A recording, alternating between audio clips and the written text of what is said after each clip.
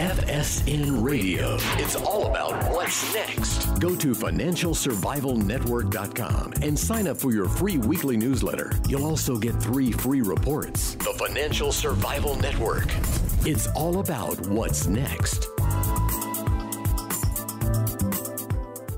Welcome. You are listening to the Financial Survival Network. I'm Kerry Lutz. Today is March 21st, 2017. Well, a lot of what you think you know, you don't really know because you don't know where you learned it. It's mythology. And really, then you find out what the truth is. And it's a shocking experience. David Brog is on with us now. He's just written his 3rd book, and I think you're going to have one of those moments. The name of the book is Reclaiming Israel's History, Roots, Rights, and the Struggle for Peace. David, welcome to the show. Thanks a lot for having me. Pleasure to be with you. Hey, so there's been other similar books written. It's really a book that's going to blow a lot of myths out of the water, isn't it? Well, that's my whole goal. And there have been other books written on this topic. I tried very hard to take the meat out of them and condense them and put them in a very compact and compelling narrative, telling the truth about Israel and Israel's history. And because there's so many lies about Israel and so many myths about Israel, I think the truth will be a bombshell for a lot of people. All right. And before we get into it, so you wrote this book, and because there's so much misunderstanding and a lot of it's deliberate, how did you feel when you were writing it? Well, I knew a lot of these facts, and that's why I wrote it, because I wanted to get them out there to a broader audience. But even as I was researching, I was always surprised anew by the facts about Israel and the justice of Israel's struggle, and how the Israelis have bent over backwards to try to make peace with this ever-shifting neighbor, the Ottoman Arabs, the Arabs, the Syrian Arabs, the Palestinian Arabs. The more you know the history, the deeper you understand is the justice of Israel's struggle to survive. And I guess we should get into it then. So the Palestinian people that you hear about in the media, that you hear about in the UN, they don't really exist, do they? Well, I'd say this. When you have millions of people who claim that they're a people, right? If you go to the West Bank or Gaza or camps beyond and ask them what's your identity, people will tell you that they're Palestinian. So I'm not one who denies this people exists. All I'll point out is it's a very new people. Before 1967, a majority of these people would not have self-identified as Palestinians. They would have identified as Jordanians or as Arabs in a broader pan-Arab sense. Before that, they identified as Southern Syrians. Before that, they identified as Ottomans. It wasn't until 1974 that the Arab League recognized such a thing as a Palestinian people. It wasn't until 1974 that the UN recognized such a thing as a Palestinian people. So, what I'll say is, if they say they're Palestinian, okay, fine. You're a very new people. Therefore, let's not make the historical mistake that's so often made of using the present existence of a Palestinian people as some sort of cudgel to beat up the Jews, the early Zionists, for not recognizing and not predicting that they'd come into existence. No one knew when the Zionist movement started and Jews began the most modern wave of return to Israel that such a people would come to be and demand their own independent state. Mm-hmm. So Palestinians as a people, they were basically, according to what I've read, they were created by the KGB and Yasser Arafat. All right. It was a myth created by them, the modern Palestinian people. Correct? Mm-hmm. Well, look, I don't know. I think there are lots of people who were involved in this decision that the Palestinian Arabs were a separate people that was going to seek its own independent state. I can't tell you how it developed. All I can tell you is it existed as far back as the 1920s. There were Palestinian Arabs who claiming that the Palestinians, because of the borders drawn by the British Mandate, were a separate people. But they were a small group of urban intellectuals. This idea did not become prominent and prevalent until after 1967. Don't know why. Don't know how. I could just tell you it's a current reality that millions of people see themselves as having this identity.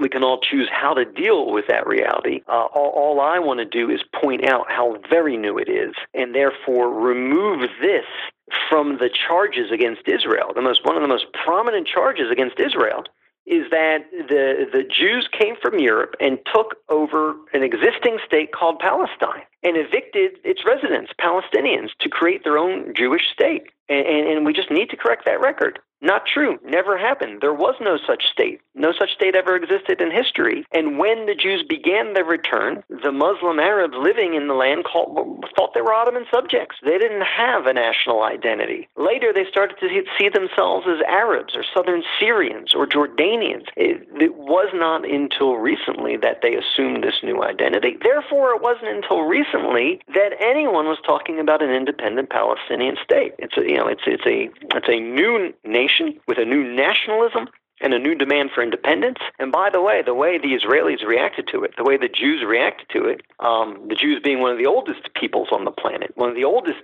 nations on the planet, the way they reacted to the demands of this new people was with overwhelming understanding and by offering them a state of their own in the West Bank, Gaza, and East Jerusalem. Unfortunately, the Palestinians repeatedly turned that offer down. Mm-hmm. So when we go back in history to the 1800s, early 1800s, there's a quote from Mark Twain. He visited Israel. There was nothing there, right? Pretty much. Right. He is famously quoted as talking about how desolate the land was. And there's no doubt about it. When Mark Twain visited that land, what was referred to by Westerners as Palestine, it was during one of the troughs in Palestinian population. Over the centuries, the population had ebbed and flowed. At this juncture in history, in the 1800s, it was at pretty much an historic low. So there was a population there, but it was a small population, and a lot of the land was desolate. Most of that desolate land, by the way, that's exactly the area that the Jews went to when they started their most modern return. They didn't go to the hill country, what today is called the West Bank, where most of the Arab population at that time lived. They went to the coastal areas that were largely desolate, largely forlorn. They bought that desolate, forlorn land from its Arab landowners at inflated prices, and then began draining the malarial swamps and building a green paradise from what had been this largely neglected and forlorn space. Yeah, and when we look, Winston Churchill said, "Far from being persecuted, the Arabs have crowded into the country." Well, that is true, and that's something most people don't realize. I think the modern myth is that when the Jews started returning to their country, they had to displace Arabs. Every Jew that returned meant another Arab forced from his home. That's not what happened. In fact, the exact opposite happened. When Jews started returning, the Arab population in Palestine did not go down. It went up dramatically. And not only did it go up dramatically in general, but it went up precisely in those areas to which the Jews were immigrating. So when Jews came back and reclaimed a wasteland and turned it into valuable agricultural area, and when Jews came back and started building factories and shops and creating economic opportunity, it's exactly into those Jewish areas that the Arabs flooded. And so you see this amazing thing, and I'm getting these statistics, by the way, from the British government. During this era, the British controlled Palestine, and it's their statistics that show that the Arab population increased dramatically and increased primarily in those areas to which the Jews were immigrating. So far from displacing Arabs, it was the Jewish return that opened the door to a massive Arab population increase. Yeah, and before the state of Israel was born, the term Palestinians was used by the Jews to refer to themselves. You had the Palestine Post, that's right, the Palestine Foundation Fund, Palestine Airways, Palestine Symphony Orchestra, and they were all Jewish undertakings. Well, that's right. The returning Jews took the name of the British Mandate, Palestine, as a name for their community. They saw themselves as the Jews of Palestine. The Arabs living there were slower to do that. The Arabs living there for various periods, again, either saw themselves as Ottomans or later Arabs in general or as Southern Syrians. It took a while until they embraced Palestine as their definition. And so you do see this phenomenon where at one point the term referred exclusively to Jews. Now it refers exclusively to Arabs. Yeah, and there's never an attempt by the Arabs to reconcile the past, is there? Well, no, I think they're very happy to play fast and loose with the past. And so, unfortunately, a lot of those interested in attacking Israel, they're too quick to embrace and fuel with lies. And so they embrace this lie that the Jews came back and expelled Arabs. They embrace this lie that every Jewish immigrant somehow meant an Arab lost his home. They like these anti-Israel narratives that generate so much anger towards Israel. Now, eventually, in 1948, 700,000 Palestinian Arabs did lose their homes. But the automatic response is to blame Israel for it. And I'd like to point out the fact that I don't think you can blame Israel for it, because those Arabs lost their homes in a war that they started. They attacked Israel in 1948. They tried to destroy the Jewish state. I don't think you could blame Israel for defending itself, and I don't think you could blame Israel for surviving. And in war, people get scared and people flee. And sometimes in war, you need to conquer strategic villages and you need to expel the people living in them. War is an ugly, disgusting thing. That's why the Jews of Palestine tried so desperately to avoid that war. But ultimately, they couldn't avoid it. Ultimately, the Palestinians attacked, and then the neighboring Arab states followed suit. And because of that, a lot of people suffered on both sides. Yeah, so we go back to that war, and that was the war right after the UN declaration. Movies been made about it. Oh, yeah. And so was there a point at where Israel could have reconciled and tried to make peace with its Arab population, or was it off the table? It tried very hard to do that, right? You look at Israel's Declaration of Independence. So the UN says, okay, we got Arabs, we got Jews in Palestine, they're not getting along. Let's create two states, one for the Jews, one for the Arabs. It was called the Partition Plan, and they voted in favor of it. After the UN voted in favor of creating a Jewish state in part of Palestine, a small part, a truncated part, it didn't even include Jerusalem and its Jewish majority. The Jews said, okay, we'll take it. We're happy with it. And you look at their Declaration of Independence, and the Declaration of Independence made clear that the Israeli Jews recognized they would have a significant Arab minority, but that this Arab minority should have full civil rights in the Jewish state. That was there from day one. Unfortunately, the Palestinian Arabs were not happy with the partition plan. They didn't want their own state living side by side next to a Jewish state. They decided to attack and try to destroy the Jewish state. And then 5 neighboring Arab countries joined them in that battle. So Israel tried to compromise. Israel tried to recognize that the Arabs living in its midst needed to be full and equal citizens, but that wasn't enough to satisfy those who wanted to destroy Israel. Now, despite everything that happened, a significant Arab minority did remain in Israel, and that minority does enjoy full civil and human rights. They not only vote for government, they participate in government, and they are very vocal critics of their government. The only country in the Middle East where Arab citizens can criticize their government without fearing for their freedom or their lives is in Israel. So Israel went the extra mile. But unfortunately, Israel's neighbors weren't much interested in peace then, and they don't seem to be much interested in peace today. Well, it looks like some of them at least are, right? Interested in peace? Yeah. I mean... Well...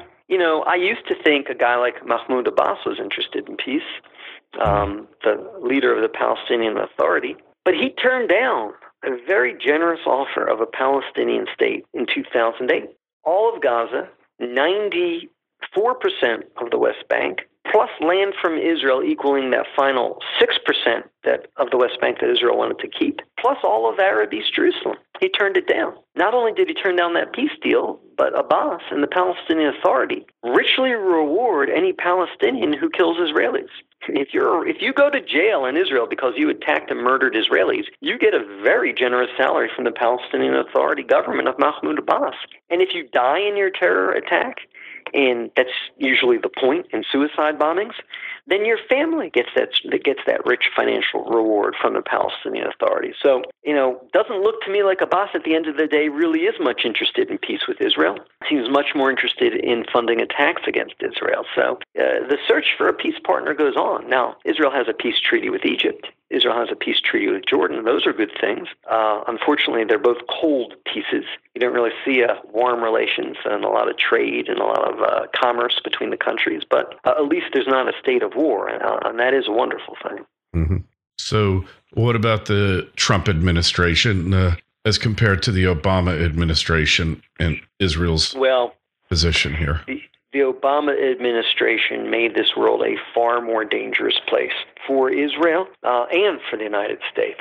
And the good news is that as a candidate, President Trump seemed to recognize that. He recognized what a terrible mistake the Iran deal was. He recognized that you don't create distance between the United States and Israel. You hold Israel close as our best ally in the region and one of our best allies in the world. He said all the right things. Now, of course, the question is going to be, now that he's in Washington, and now that he's hearing from the wise men at the State Department and all of these advisors, will he stick to his guns? Will he do the things he said he'd do as a candidate? Will he be the pro-Israel president that we hope he will be? Or will he be talked into a different path? Time will tell. But I'm optimistic about President Trump, and at a minimum, I know he's going to be a very big improvement over the mistakes of the prior administration. Yeah. So I think Palestinian leaders going to be visiting the U.S. shortly. Well, yeah, it looks like Palestinian President Mahmoud Abbas will be visiting the U.S. shortly, and it looks like that he's going to be treated as a partner for peace, which is a mistake that's been made in the past. I get it. You need to deal with the Palestinians. They're a fact. No matter how new they are, no matter where they come from, they're a fact. They're on the map, and you need to deal with these millions of people. The problem is their leadership has been so tragically anti-peace and anti-negotiation, and until they have a leader that's willing to recognize Israel and compromise with Israel and make peace with Israel, then I don't think there can be peace. But I don't think it's Israel's fault. I think as long as Israel's offering and it's the Palestinians who are rejecting, then I don't think pressure on Israel is going to get you peace. I think you need to pressure the Palestinians to make a fundamental change in the way they teach their young people about Israel and in the way they talk about compromise with Israel. Mm-hmm. And so I just hope that in the effort to achieve a peace deal in the United States, we don't see a repeat of this mistake of pressuring Israel. Israel's got to be the one to give. Israel's got to be the one to make concessions. I think we need to start with making sure that the Palestinians renounce terror in clear terms, stop funding terror, and stop inciting terror. When and if they do that, and they do it sincerely, then I'll say, well, you know what? For the first time in a long time, I'm optimistic about peace. Yeah, well, we can only hope, but you got Iran there and Hamas and Hezbollah, and what's going to be with them? I guess we're going to have to find out and see. But it's very, very important you point that out. People who sort of speak about this conflict as only between Israel and the Palestinians are ignoring what's going on in the region, and the region's on fire. And a lot of the reason why the region is on fire is because of mistakes the Obama administration made. A lot of these problems pre-existed the Obama administration. But now you have a newly emboldened and enriched and emboldened Iran, the number one state sponsor of terrorism in the world, on the march, more aggressive than ever. You have their puppets Hezbollah and Hamas being supported, more missiles in their stockpiles than ever, and you have ISIS in the mix. I used to think if Israel abandoned the West Bank to the Palestinian Authority, it was dangerous because, first of all, the Palestinian Authority is a terror-supporting entity, number one. Number two, you could have a repeat of Gaza, where after the Palestinian Authority gets control of a strip of land, Hamas takes it over and turns it into a Hamas terrorist base. And that could very easily happen. If Israel left the West Bank and gave it to Abbas, it could very easily end up in the hands of Hamas, and that would be a disaster. Yeah. But now there's an even worse third option, which is it could end up under the control of ISIS. Mm-hmm. It's a very real possibility. Imagine if the West Bank, the hill country overlooking Israel's narrow coastal waste, the hill country overlooking 70% of Israel's population and economic infrastructure, is in the hands of either Hamas or ISIS. We're talking about a disaster. So we can't just sit in our ivory tower and contemplate peace in the abstract. You have to remember what's going on in the region and on the ground. And there's never been a more dangerous time in this most dangerous of regions. Yeah, that's for certain. And you have to consider all these factors because Abbas has shown himself to be very weak in dealing with these other factors, outside factors. So all of that has without a doubt. Yeah. If it weren't for Israeli intervention, he probably would have been overthrown by Hamas a long time ago. Yeah, no doubt. So the day Israel's not there to protect him, you got to wonder what's going to happen. Oh, Well, yeah. I think it's interesting in the situation. Anytime you think you have your a handle on it, a beat on it, it changes right before your very eyes. And I think that's always going to be the case. Anyway, hey, it's really been great having you on with us here. And just tell us the name of the book again and where we find it. Well, it's been great being with you. Thank you, Kerry. The book is called Reclaiming Israel's History, and it's available on Amazon and all the other websites and all major bookstores. All right. David Brog is just with us, and hey, we will have a link to the listing on Amazon. Thanks so much for being with us. Any questions, comments on this interview or others, send me an email, kl@kerrylutz.com, kl@kerrylutz.com. The Twitter feed is @KerryLutz. The Facebook page is Financial Survival Network. David, thanks so much for writing this book. Thanks so much for coming on. We'll talk to you again, and be well. Thank you, Kerry. Really appreciate it. FSN Radio. It's all about what's next. Go to financialsurvivalnetwork.com and sign up for your free weekly newsletter. You'll also get 3 free reports. The Financial Survival Network. It's all about what's next.